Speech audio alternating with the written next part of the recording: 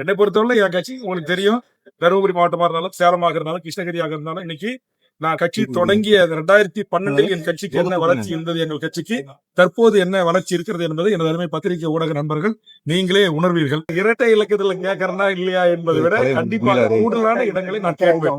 ஏற்கனவே திமுக கூட்டத்தில் எனக்கு ஒரு இடம் வழங்கப்பட்டு நான் வெற்றி பெற்று தமிழ்நாடு முழுவதும் மக்கள் சார்ந்த பிரச்சனைகளுக்காக, மக்களுடைய கோரிக்கைகளுக்காக, அரசு ஊழியர்கள், தனியார் ஒப்பந்த பணி செய்கின்ற மக்களுக்காக, ஆசிரியர்களுக்காக, செவிலியர்களுக்காக, மக்கள் நல பணியாளர்களுக்காக, டேங்க் ஆபரேட்டர்களுக்காக, கடலில் ஒப்பந்த பணியில் இருக்கிற ஊழியர்களுக்காக, டாஸ்மாக் தொழிலாளர்களுக்காக, என்எல்சிக்காக, ஹைட்ரோ கார்பனுக்காக, மீத்தேனுக்காக, செய்யூர் விவசாய விரிவாக்க திட்டத்துக்கு எதிராக, அதானி துறைமுகத்துக்கு எதிராக, இப்படி பல்வேறு மண் சார்ந்த மக்கள் சார்ந்த வாழ்வுரிமை பிரச்சனைகளுக்காக தொடர்ந்து ஒற்றை ஆளாக நின்று சட்டமன்றத்தில் போராடி வருகிறேன். அப்ப கூடுதலாக சட்டமன்ற உறுப்பினர்கள் என் கூட இருந்தா இன்னும் எனக்கு கட்சியும் வலுவா இருக்கும், என்னுடைய கோரிக்கையும் வலுவடையும். அதனால கண்டிப்பா கூடுதல் இடங்களை நான் கேட்பேன்.